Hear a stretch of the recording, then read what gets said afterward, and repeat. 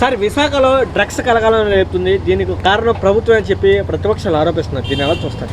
విశాఖ ముందు రాజధానిగా ప్రకటించడం ఈ తెలుగుదేశం వాళ్ళకి ఇష్టం లేదు.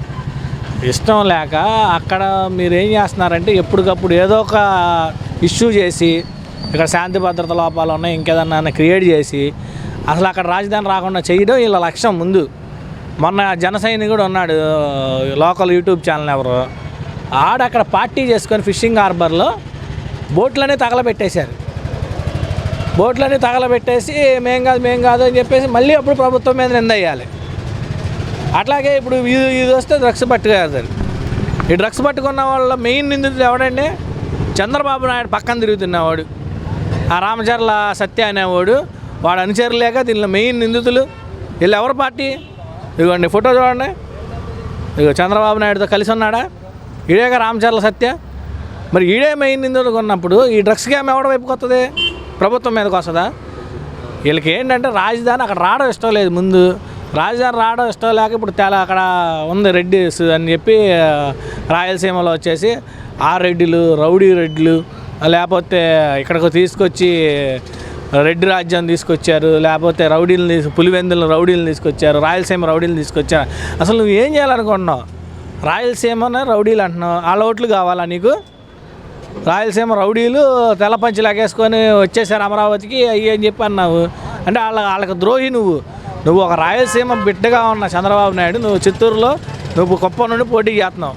నువ్వు ఒక్కసారి కూడా నీ కుప్పానికే నువ్వు నీళ్ళు అందించలేనోడు. నువ్వు ఇవాళ కుప్పం మున్సిపాలిటీ అయింది. మున్సిపాలిటీ నుంచి మంచినీరు మొన్న పంపించారు. ఇవన్నీ జరుగుతుంటే ఇవన్నీ వాళ్ళకి నచ్చక ఏంటంటే ఏదో ఒక విష ప్రచారం చేయాలి. అక్కడ కుప్పలో నీళ్ళు వస్తేనేమో వాటర్ ట్యాంకులు పెట్టి నీళ్ళు తీసుకొచ్చారు, వాళ్ళు వెళ్ళిపోయినాయి అని చెప్పేసి విష ప్రచారం. ఎక్కడేమో డ్రగ్స్ పట్టాయి. ఇప్పుడు నిజంగా వీళ్ళే ప్రభుత్వ వైఫల్యమే అన్నారు. సిబిఐ ఎంక్వైరీ జరుగుతుంది. వీళ్ళు ఎందుకు భయపడుతున్నారు? ప్రభుత్వం భయపడతలేదు కదా. ఎనీ టైం రెడీ అంటుంది ప్రభుత్వం. ఈడు భయపడిపోతున్నాడు ఎక్కడ దొరికిపోతాడని. ఈడు చంద్రబాబు నాయుడు అనుచరులు, అటు పురంధేశ్వరి బంధువులు, చంద్రబాబు నాయుడు బంధువులు, ఆ దగ్గుబాటి పురంధేశ్వరి కొడుకు కూడా దీనిలో డైరెక్ట్గా ఇన్వాల్వ్ అయి ఉన్నాడు. అసలు అంతెందుకండి, ఇవాళ సెంట్రల్ గవర్నమెంట్ ఏరియాలో జరిగింది అది. సెంట్రల్ గవర్నమెంట్తో నువ్వు పొత్తులోనే ఉన్నావుగా. మేము సిద్ధంగా అని చెప్పేసి గవర్నమెంట్ చెప్తుంది. దీనికైనా ఎంక్వైరీకైనా సిబిఐ ఎంక్వైరీ రాని, ఈడీ రాని, దేనికైనా సిద్ధం. నువ్వెందుకు భయపడుతున్నా? ఈడు ఎంతసేపు ఏంటంటే గుమ్మడికాయలు దొంగవడంటే భుజాలు దొడుక్కున్నట్టుగా అక్కడ జరగానే ఈడు ఎక్కడ దొరుకుతాడని చెప్పి వీడు భుజాలు దొరికేసుకుంటున్నాడు. ఇక్కడ గుమ్మడికాయలు ఏమైనా ఉన్నాయో లేటగా అక్కడ ముందు అనగానే వీళ్ళు ఎక్కడ దొరికిపోతారని. ఆల్రెడీ జైలుకి వెళ్ళి వచ్చిన ఎక్స్పీరియన్స్ ఉందిగా బాబు గారికి. మళ్ళీ ఎక్కడికి వెళ్ళిపోతాడు ఎలక్షన్ టైంలో అని చెప్పి భయం వేస్తుంది. ఆల్రెడీ ఢిల్లీ సీఎం ఉన్న కేజ్రీవాల్ నేను అరెస్ట్ చేశారు. ఈయన అరెస్ట్ చేయాలనుకుంటే అంతలో అరెస్ట్ చేయలేరు. అందుకని ఏంటంటే ఎలాగైనా ప్రభుత్వం మీద బురద చల్లాలి. అక్కడ మెయిన్ వీళ్ళ ఇంటెన్షన్ ఒకటే. ఇప్పుడు విశాఖపట్నం మొన్న కూడా సీఎం జగన్మోహన్ రెడ్డి గారు కొన్ని పరిశ్రమలతో మీటింగ్లు పెట్టి అక్కడ ఒకటే చెప్పాడు, రానున్న రోజుల్లో ఎక్కడి నుంచి పరిపాలన సాగిస్తాను, ఇది ఒక ఇండస్ట్రియల్ హబ్గా తయారవుతుంది విశాఖ అని చెప్పేసి చెప్పిన నేపథ్యంలో ఏంటంటే అయ్యేం రాకూడదు. విశాఖపట్నాన్ని నాశనం చేయాలి. వీళ్ళు నాశనం చేసేసి విశాఖని రాజధానికి అడ్డుకోవాలి. వీళ్ళు ఉత్తరాంధ్ర ద్రోహులు. వీళ్ళు చెప్పాలంటే ఉత్తరాంధ్ర వెనకబడిన ప్రాంతం. ఇవాళ రాయలసీమతో పోల్చుకున్నా సరే ఉత్తరాంధ్ర అనేది వెనకబడిన ప్రాంతం. ఇవాళ అక్కడ రాజధాని తీసుకొచ్చి ఆ ప్రాంతాన్ని అభివృద్ధి చేయడానికి వైసీపీ గవర్నమెంట్ పూనుకుంటే దాన్ని ఎట్టగైనా ఆపాలని చెప్పేసి చేయడం. ఇది ఉత్తరాంధ్ర ద్రోహులు. రేపు రానున్న రోజుల్లో ఈ ఉత్తరాంధ్రలో కానీ రాయలసీమలో కానీ డిపాజిట్లు దక్కకుండా వీళ్ళు ఇంకా అవుతుంది. వీళ్ళకి డిపాజిట్లు దక్కవు. ఘోర ఓటమి చవి చూస్తారు. ఇక్కడ పవన్ కళ్యాణ్ కూడా అందుకే పారిపోయి పిఠాపురం వెళ్ళాడు. అక్కడ మన గాజువాకలో పోటీ చేశాడుగా. పోటీ చేసి ఇప్పుడు ట్రాన్స్ఫర్ అయిపోయాడు. చంద్రబాబు అన్న లాంగ్వేజ్లో ట్రాన్స్ఫర్ అయిపోయి వదిలేశాడు. ఎందుకు ఉత్తరాంధ్ర వదిలేశారు వీళ్ళు. జగన్మోహన్ రెడ్డి గారు దాన్ని అభివృద్ధి చేయాలని చూస్తుంటే మాత్రం అడుగున వీళ్ళు అడ్డుపడతాం అనేది సబబు కాదు. ఓకే, అంటే గతంలో ఇప్పుడు చూశారు గంజా మొక్కలు కూడా కేరా పట్రాస్ విశాఖపట్నం, ఇప్పుడు డ్రగ్స్ కేరా పట్రాస్ విశాఖపట్నం అని చెప్పి పదే కొన్ని మీడియా సంస్థలు కానీ అలాగే టీడీపీ కానీ జనసేన కానీ ఆరోపిస్తున్నారు. దీని అలా చూస్తారు ఏమంటే వాళ్ళ ఏది జరిగినా అక్రమ రవాణాలు చంద్రబాబు నాయుడు దాని సూత్రధారి. ఇవాళ మాకు ఇక్కడే ఉంది కాలుమని సెక్స్ రాకెట్ ఎవరు నడిపాడు? చంద్రబాబు నాయుడు వాళ్ళ అనుచరులేగా.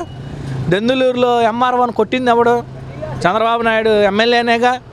ఇవాళ డ్రగ్స్ జరిగినా, గంజాయి జరిగినా, ఏది జరిగినా చంద్రబాబు నాయుడు అనుచరులే చేస్తున్నారు. అది ఆయన దగ్గరుండి చేపిస్తున్నాడు.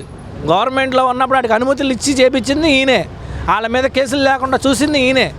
ఇప్పుడు గంజాయిది ఉంది, గంజాయిది పట్టుకున్నప్పుడు ఎవరు గవర్నమెంట్? అది తెలుగుదేశం గవర్నమెంట్. ఏం చేసే యాక్షన్? ఇంతవరకు ఒక్కళ్ళనైనా పట్టుకొని అరెస్ట్ చేసావా? చేయగలిగావు? ఎందుకంటే మొత్తం మీ వాళ్ళే కదా. ఊరికి అదేంటంటే అవతల వాళ్ళ మీద నింద వేయడం కోసం నువ్వు గుడ్డ కాల్చి మొహానేసాను మీరు చూసుకొని రా బాబు అన్నట్టుగా చేయడం అనేది కరెక్ట్ కాదు. మొత్తం రేపు సిబిఐ ఎంక్వైరీ జరుగుతుంది, మొత్తం వెలికి తీస్తారు.